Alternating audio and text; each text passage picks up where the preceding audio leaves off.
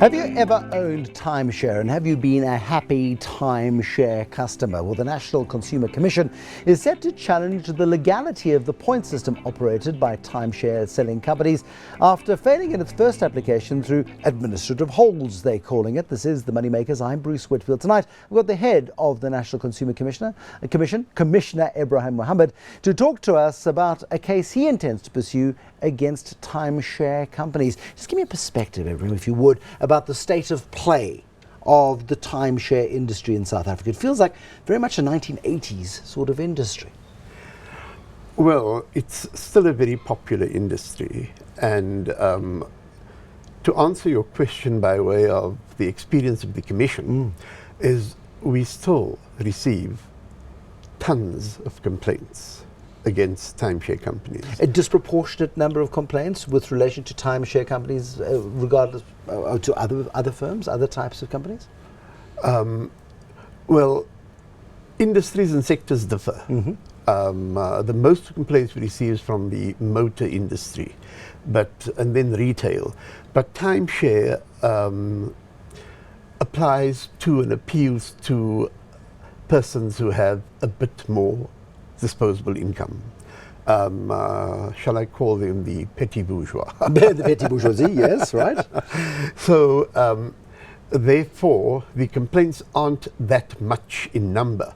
But if you compare them to the complaints in some of the other sectors, then really there are many complaints. For instance, last year, we received upwards of 400 to 500 complaints. That seems pretty high. I wouldn't have thought that it was. Are the complaint levels high because people don't understand what they've bought, or because there is a problem inherent within the timeshare industry?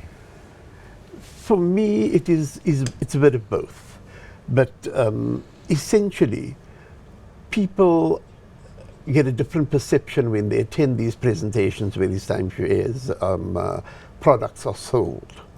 They are shown beautiful resorts, holiday resorts and so on, and they are told that they've got holidays for life. They don't have to pay much more, they don't have to expend much money, and their children will inherit these holidays and so on. It feels a little bit like health and racket. If you recall the health and racket scheme, whereby you would pay a couple of £1,000 and get a decade of gym membership, the structure seems similar. Well, these are contracts in perpetuity. Explain that. You can never get out of them. Ah, okay. What's the legality of a contract in perpetuity? Because surely that is something that has got to be fundamentally challenged. That is one of the matters, the substantive matters that we were going to argue at the tribunal in our case. Although the focus of the case was going to be on the legality of the point system, which is extremely complex and difficult to understand, and I still grapple with it from time to time. But the main other problem is the fact that people do not understand their contracts, and that they do not understand the in perpetuity clause. Now, is that their fault, or is it the way in which the offers and the way in which the sales process is structured deliberately to deceive? That's difficult to answer, because consumers are told that they'll have this holiday for life. Even their children will enjoy the benefits. Immediately I'm suspicious, but that's just the way I'm wired. Yeah, but that is told, that information is given to consumers. They don't tell them that you can't get out of it if you want to. But how can you not get out of a contract? You cannot possibly be expected at the age of 22, 32, 42 or 52 to sign a contract for life. It's just not reasonable. Surely the issue of reasonableness comes into it. Yeah, well, we call it unconscionable. Okay.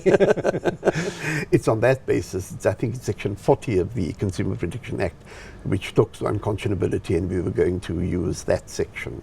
Okay, because I mean, many of these contracts predate, of course, the implementation of the National Consumer Protection Act. Yes, that is true. And that was one of the points raised by the respondents in the case that we took. The problem wasn't really there. The main problem that we experienced was we wanted the court to issue a declaratory order um, that applied to each and every vacation club in the country, a nationwide declaratory order. But the tribunal felt that we hadn't cited each and every club.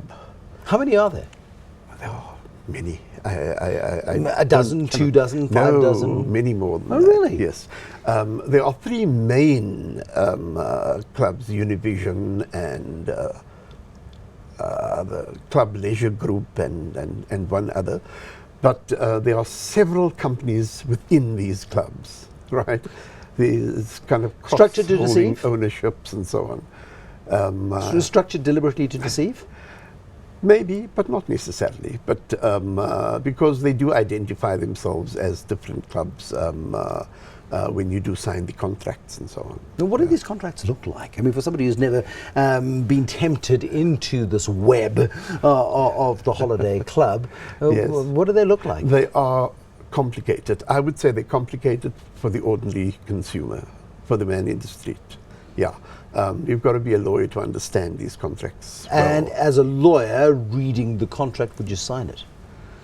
Well, I wouldn't, but No. But would any Yeah. reasonable lawyer sign one of these contracts? Or are they sufficiently transparent to give comfort? I would question many of the clauses. And I would... Is this across all of the operators? Do they all have similar modus operandi? across the board. So it's an industry which has got a long heritage in South Africa. Yes. Many people will be members of holiday clubs who will be perfectly happy with their experience. They'll get the club of their choice at the time of their choice, a little bit like having air miles, for example. Yeah. If you understand how the system works and you plan far enough in advance, it's possible to actually benefit from these schemes, surely. It is, but it's also, again, based on the point system. The more points purchased and the more points earned allows one to be able to book well in advance, for instance. The less points a consumer has purchased, the chances of securing a holiday at the time and at the place where the consumer wishes to go to becomes very remote. Isn't that just a market-related issue, though? But it affects most of the consumers. It affects thousands of the consumers. So I can have 100 points, but if I have 1,000 points, I will have advantages that those with 100 points do not have. You have better advantage. And why is that unfair? If I've spent more money to acquire more points, or I've done more things right to be awarded more points, because I understand the system, do I not get the advantage? If consumers had been pre-warned and had the information and they were told about all of this, then perhaps one can argue that it is... Is that not in the contract? I mean, the contract may be opaque, but is it not disclosed in the contract? I cannot tell you that offhand, but still, even if it is in the contract, if it is worded in a way or in a manner that is difficult to understand and difficult to interpret, then it becomes a problem. We got the financial services industry, for example, going through the process of treating customers fairly. Isn't it high time that we took this concept out of the financial services sector and put it into the legalese and the jargon of contracts? For those of us, you've ever signed it, I don't know if you've ever, I mean, you read contracts? You have a credit card contract, do you read them? No, well... We take these things on good faith, don't we? Absolutely. You buy a house and you're given a pile of documents this thick. And they're inconsequential until something goes wrong. Yeah.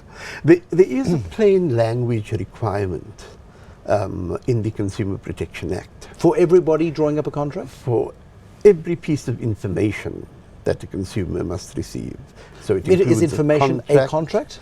It includes the contracts, it includes little leaflets in tablet packs and, you know, pharmaceutical products and so on. So the use of understandable language.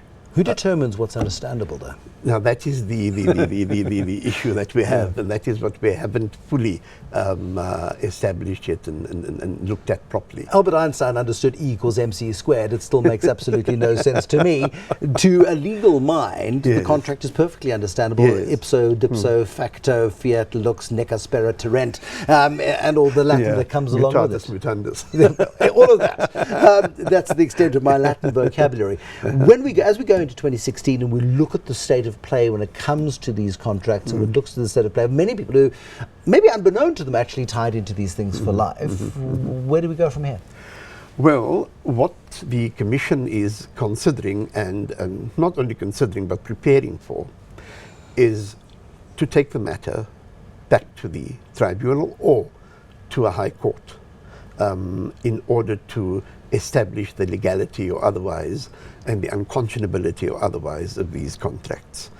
We do believe we have a very strong case on the substantive issues, not on what they call the Latin again, in limine issues, that are issues that arise outside of the substantive, the real crux of the matter. It's outside of that. It deals with issues such as jurisdiction and whether documents were filed properly and that kind of thing.